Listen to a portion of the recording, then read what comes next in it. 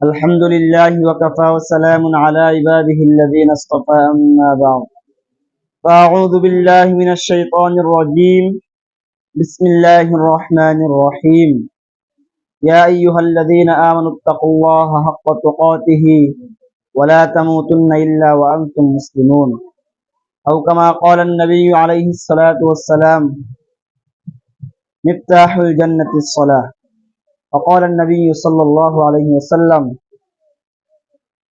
صدق الله المولانا العظيم وصدق رسوله النبي الكريم ونحن ذلك لمن الشاهدين والشاكرين والحمد لله رب العالمين সমস্ত প্রশংসা সেই মহান রবের,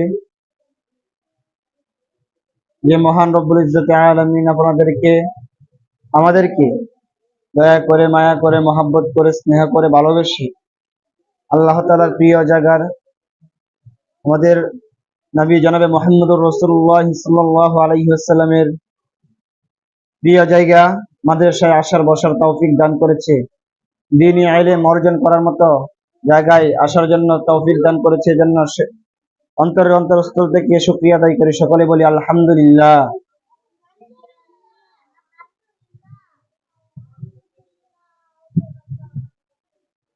যাই হোক, কথা বলার সময় নাই আজকে, স্যার সময় কম, এজন্য